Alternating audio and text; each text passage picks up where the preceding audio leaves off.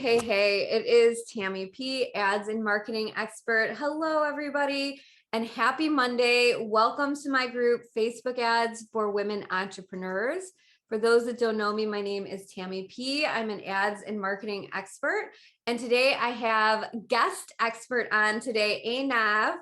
And we are going to be talking a little bit, I want to say a little bit about mindset. I'm going to let her introduce herself. All about what she does, but it's definitely different than what I normally go live on. But I love this topic we're going live on going into 2022. So let me jump into it for a minute here. Einav, let me, why don't you go ahead and introduce yourself first? Actually, we're going to just jump straight into it. Sure. Thank you. Yes, my name is einav avni, and I'm a confidence and empowerment coach. And I work with people to help them recognize that they have a negative self-talk that is holding them back from having the life that they want. So in very simplistic words, if anything is holding you back, if you're feeling stuck, I can find the negative talk, negative voice that is holding you there. And that's what I bring into the world.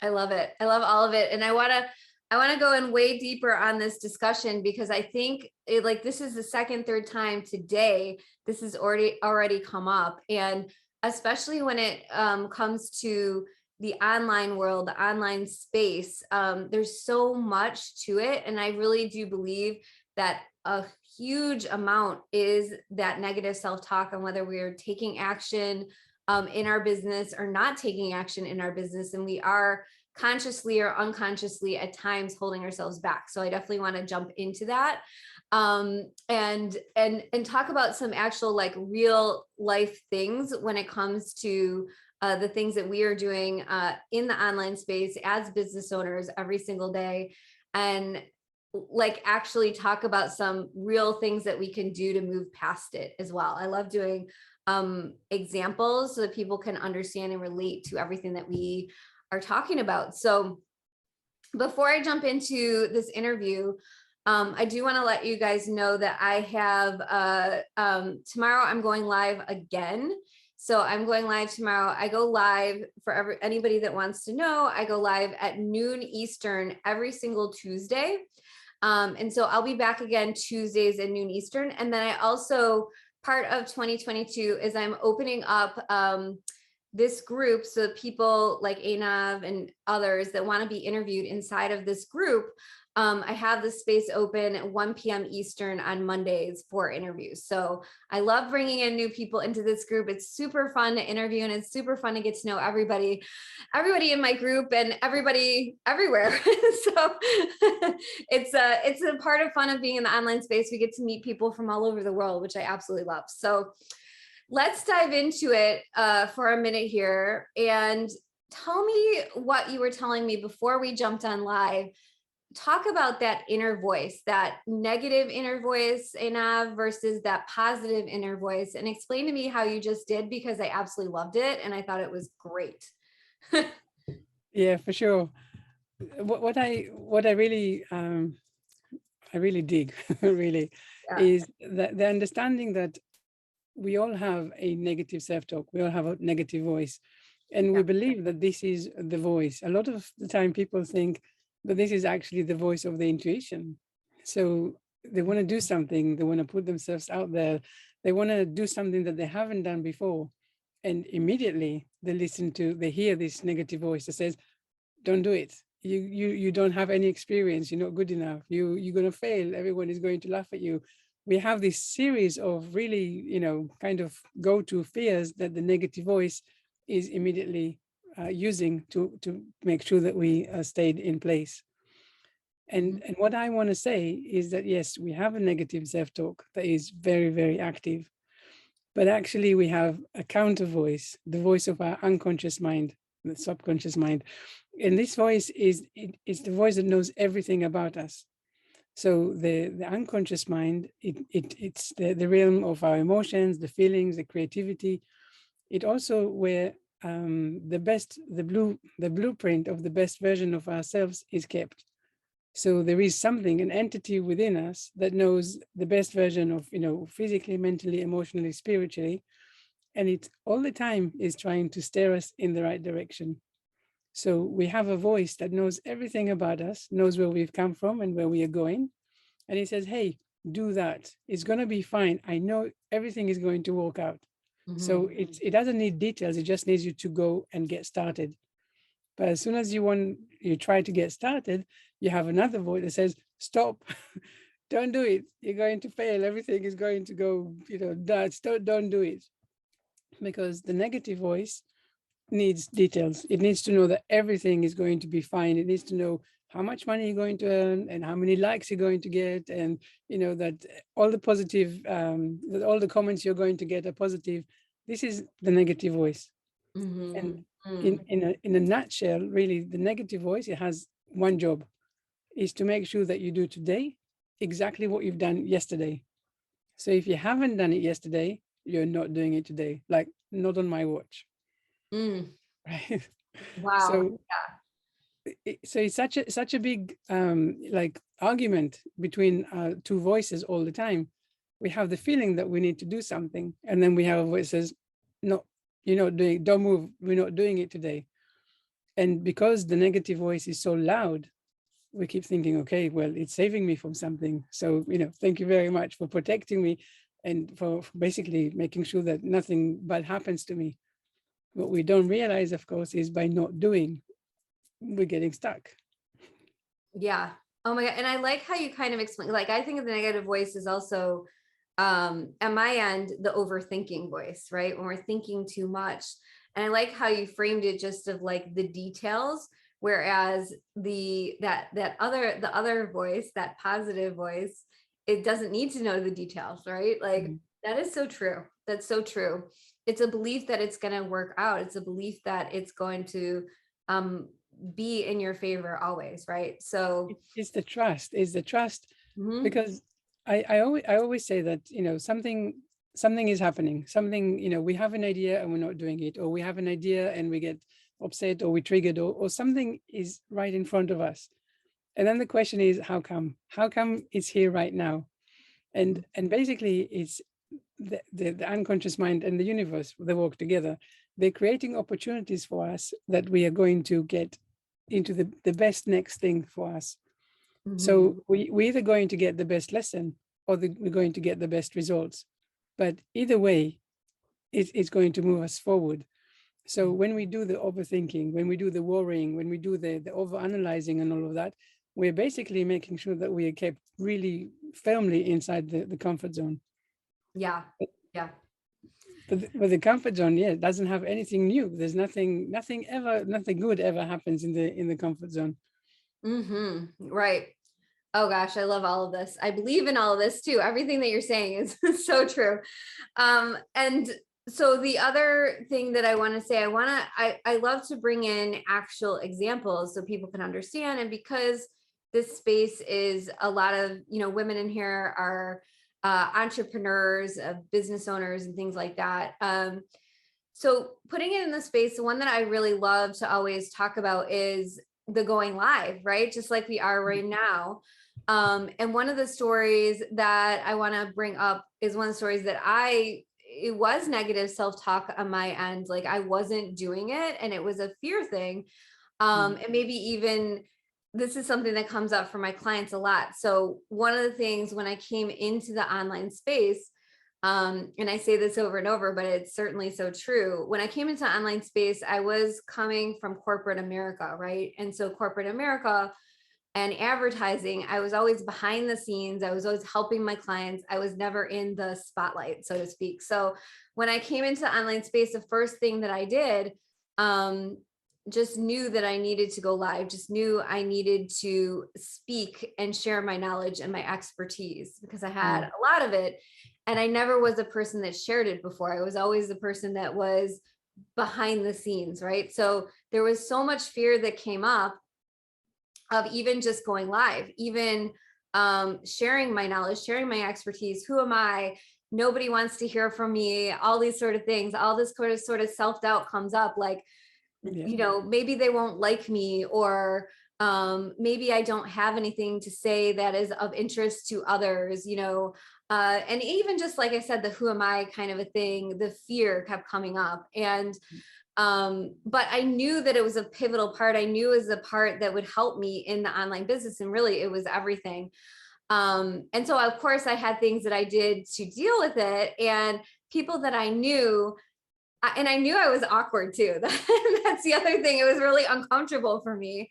And Yeah. I know I'm saying this because I hear this all the time with the women that I work with is they have this fear of going live. They have this fear of showing up in in the online space, the fear of being seen.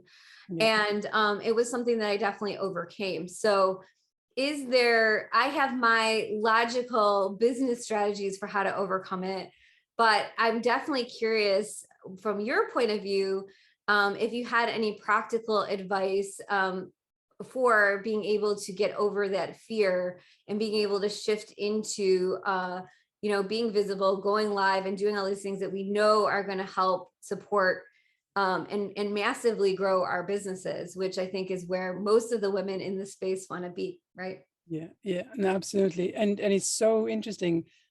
All the entrepreneurs, women and men, and people like becoming self-employed, it seems like they all have the same kind of fears.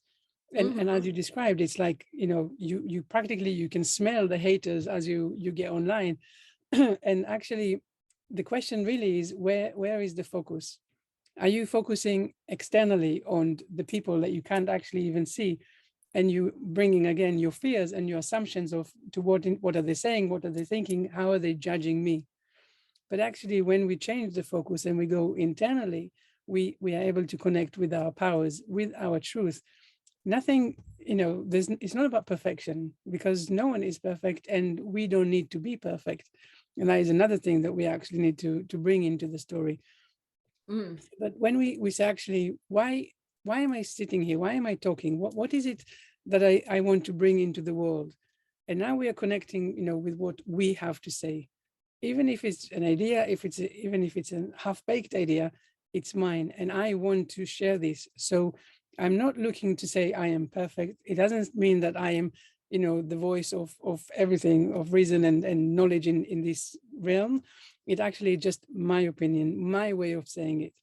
And this, I think it's very important. Like, I remember for myself as well, when I was just starting, it was like, who am I to say these things? Because the fear was that someone out there was going to come in and say, you got it all wrong. Like, it's completely wrong. And Yeah. I was very scared of that. And then I realized that actually, first of all, it's not very often that people come back and say, you're wrong, or they don't actually interfere in your thing. But Right. actually, there's place for all of us. And even if we're all talking, for example, about negative voice, inner critic, all of that, we each have our own way of saying it. And I have a good example of that. One time I was recording a YouTube something, and at the end of it, I was like, I wasn't happy with it. I wasn't very clear. I didn't articulate it properly, and I was like, I was really nervous, and I was just about to go back and delete it. And someone actually left a message, and he said, this is exactly what I needed to hear right now. Mm. And I was like, this is it. This is exactly it. They don't, the viewers, the people out there, they don't look for the perfections that we fear. They Mhm. look for the message, they look for the energy, they look for the wisdom and whatever it is that we have to share. So when we go out there and we feel very scared, and what will they say, and how are we going to come out, how are we going to show up, and how we're going to be seen, we are paying attention to the wrong thing. People out there don't care about that. They care about the message. They care about how you're going to make them feel. And actually, also, if you're just perfect all the time, people don't like that. They don't need to see perfect. They need to see real life examples. And I think that's really important to remember.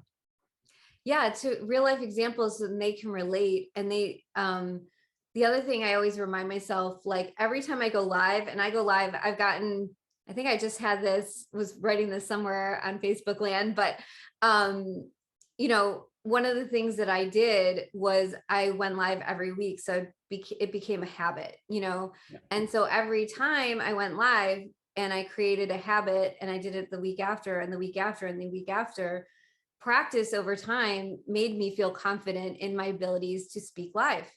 Yeah. Um, and it was just practicing. And I know that's so practical, but there wasn't as much going on in my head before I pressed play, because I knew that I would know, I knew my confidence came in and I knew what to say. And even if the words, like to your point, didn't come out perfectly, one of the things I always remind myself is, in this moment, I say this little thing, in this moment, when I press play, when I go live, that I ask the universe to show it to whoever needs to hear it for that day.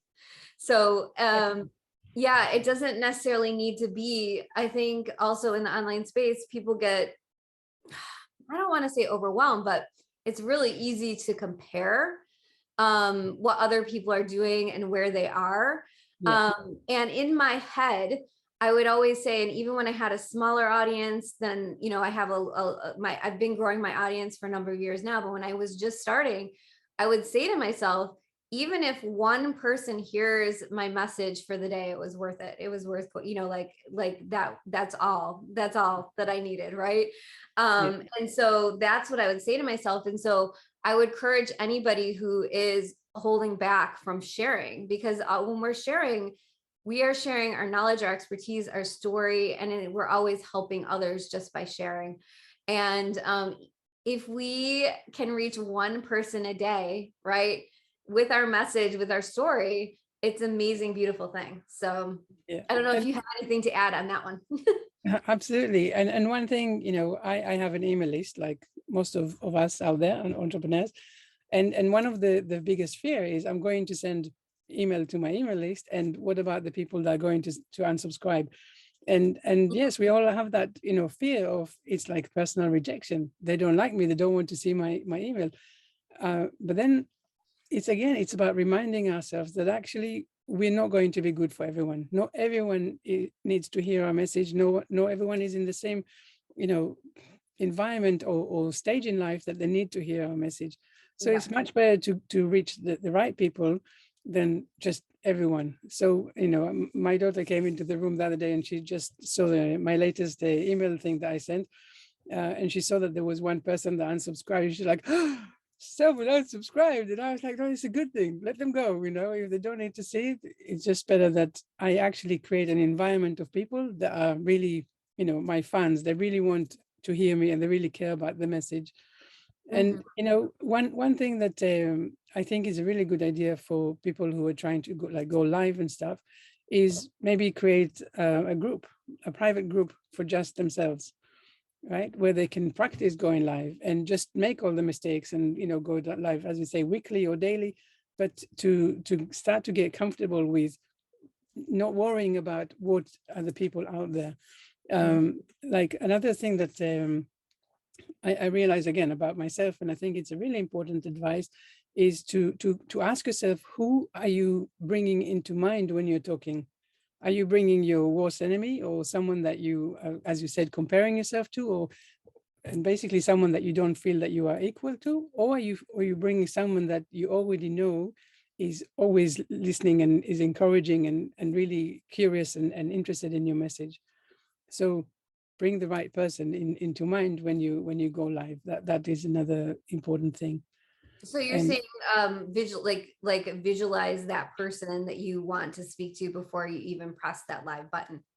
exactly, because like I have a friend, and it's an interesting kind of a friend, but I always think he is like my negative voice. He always finds the thing to say, that was not good, that was rubbish, you're not very interesting, or you're very boring, or whatever he wants to say. If I think about him when I start talking, all of my energy goes. I'm feeling very fearful, like I'm not good enough, because that's the message that he's giving me. But if I bring one of my clients, for example, or someone that I already know, that we're having this kind of really positive, encouraging relationship, and I imagine that I speak to them, and all of a sudden, it really feels my energy, because I know that I'm on good grounds here. I know that my message is going to be received in the positive way that I'm trying to send to say it. Wow, Einav, that's an incredible tip. I love that. visualizing that person, right? Yes. That person that really wants to hear your message. Yeah. Yes. That is a beautiful, beautiful tip. I love it so much. And it is, even with your example on the email, the unsubscribe, same thing. Like, I don't pay attention to that. And I almost even I always think about, well, that person doesn't want to hear from me. That's okay. Let it go. And the next person that wants to hear from me, that wants to learn from me, they can come in. That makes space for them too. I think of it that way too, making space for the people that really want to hear from us, and keeping that in mind, that that is definitely a thing. Now, one thing I've experienced for myself, and I'm sure a lot of people have, and I like love your take on this, is that fear of rejection, because as an entrepreneur, we really entrepreneur is not for everybody. I always say, like, I didn't pick this, it picked me, right? Because it's hard sometimes. And Mhm.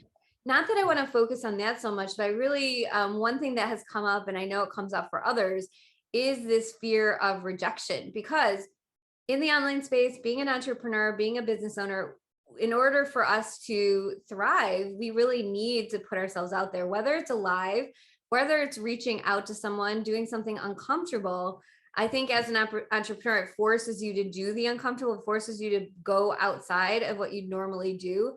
Yeah. But the fear of rejection, the fear of, what if I ask to, reach out to somebody and ask to book a call, or ask them to be on my interview or my live, and they say no, right? Or we're going to work together and they say no. That fear of rejection, I think, can honestly hold people back, and especially as entrepreneur. But we need to be able to have the confidence to put ourselves out there. So I know that's a big, big topic, but I love just a little bit of feedback from you on how you get past that fear of rejection. Yeah, absolutely. And it's really interesting that fear of rejection is one of the biggest fears that we latch onto. And just imagining that people are going to say no, we already know how it's going to make us feel. And we say, actually, do you know what? I don't really want to go there. I better off not doing it.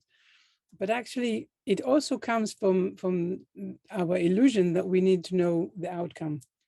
So it's like, if I put myself out there, everything needs to go my way. Everyone needs to say yes. Everything needs to be so pretty and hunky-dory. And actually, we never know when is the moment of impact. So, for example, I ask someone to come as my guest, or I send an email, or I go live, or whatever it is. I imagine that, the outcome that I'm expecting, I imagine that this is what needs to come. And if it didn't come, then I've been rejected or I failed. But actually, someone, it's like going for an interview and not getting the job, right? Right. The interviewer may have, a few months down the line, think about you all of a sudden and then give you a call, or maybe in conversation with his wife or her wife or whoever, then think, oh, this person that I spoken with will be perfect for you. So actually, we don't know when is the impact going to come from, not when, not where, not how, but we just need to trust that we are going out there with pure intentions, and again, standing behind the message and the energy, and who is going to hear and what they're hearing and how they're hearing. It's nothing to do with us. So we need to start getting comfortable with getting no, because a no is not a rejection, and a no is not a failure. It just means not right now or not yet. And Mhm. it's making it such a, because the only thing you need to do is just put yourself out there. If you're not putting yourself out there, you can't make any impact. You can't, it's just not going to happen. No one is Right. going to find you. But it is really about, not saying, okay, I'm going to go out there and here is my expectations, and it has to be a yes, because that's unrealistic and it's not the point even. We just want to make sure that we can stand behind the message and trust that it's going to get to the right person at the right time. Mm-hmm. Yes. Yes. Of course, it's a yes. But I like the idea of repositioning, that it's really not a no, it's a not yet. Mm, And being open to all those possibilities and connections too. Like, a lot of times, when I put out kind of okay, I really want to connect with more people. I also say to myself, like, I'm open to all the possibilities, right? Because we may be thinking about people that, potentially we could work with or collaborate with or whatever it is we're wanting to do. But there could be so many other people out there that we don't even know about, that we're not even thinking about, that are thinking of us, right? So that sometimes I shift it in that way too. The other thing that I talk about, well, I liked the word that you use, impact, several times. And I truly believe that word impact and reaching out and not, moving past that fear of rejection and going through, okay, I'm going to reach out, even if it's a not yet, even if it's not every word is a yes, but doing that again on a consistent basis. I go back to this because in my business, one of the stories I bring up is that my business really took off in 2020. And I believe that it was a snowball effect of doing all of the things that you're mentioning, like reaching out on a consistent basis, going live on a consistent basis, talking to people, making connections, doing all the things, right? I won't go into all of those details, but it all adds up over time. So at some point, there's like a tipping point in which you are impacting so much more easily and more faster than you ever could, because you've just been doing the things and just been showing up and doing the things. And so then it's easier to have impact with the people that you are around you, right? And so I didn't plan that either. That was something I didn't plan. I was just doing the things that I knew I needed to do in my business to grow it. And then all of a sudden, more impact was created, and it was created faster than it was before. So that was really exciting to me. And it was something that I actually experienced. And when I try to explain when I work, like, because you coach, I coach, we all coach. But when I'm talking to women who are like, I don't really have that much going on in my business right now, like I want more to happen, right? Yes, you can do more in order to create more impact, but also just being consistent in the way that we show up and how we show up and the energy we bring when we show up. Over time, we're creating impact as well. So it's very important to also add that, what are the expectations? You see, if I'm doing something and I'm just expecting results, and it has to be the correct results, the yes, and the, yes, please, then actually it's the energy of needing. So it basically means that I'm going to put something out because I need people to like me. I need people to notice me. I need the validation. I need something to happen.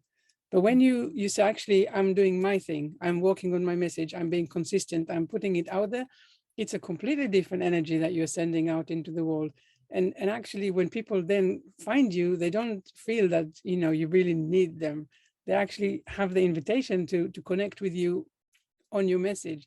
So that, I think that's really important to add. I love that. I love that. I love that, einav. Yeah. What did you want to say? Yeah, that's great. Ooh. I just wanted to go back to the fear of rejection. And we spoke very briefly earlier about procrastination, which is, in my experience and a lot of my clients, it's something that is really holding them back, because they say, well, I want to put myself out there, and I have a plan, maybe I have a list of what I need to do, and I don't do it, and I don't do it, and I don't do it, and then at the end of the day, it's like I haven't done anything. So they feel like they have it's a pull and a push, right? I really want to do something, and yet I can't bring myself to do it. And then they start telling themselves off and being very negative to themselves because they feel that they're being lazy, or maybe thinking that they're sabotaging something for themselves. And this is what I want to say. Actually, it's not laziness. It is all of these fears that you mentioned, the fear of rejection, fear of failure, fear of success. This is so important, the fear of success, because rejection and failure, I mean, I don't really subscribe to the word failure, but that's again what is the result. But we've been rejected, really.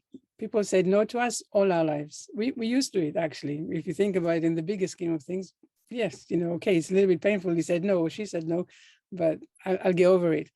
But success, say I'm going to, to write to a TV program, and they say, yes, we want to interview you. And all of a sudden you open the door tomorrow and there's like, all the paparazzi standing out there.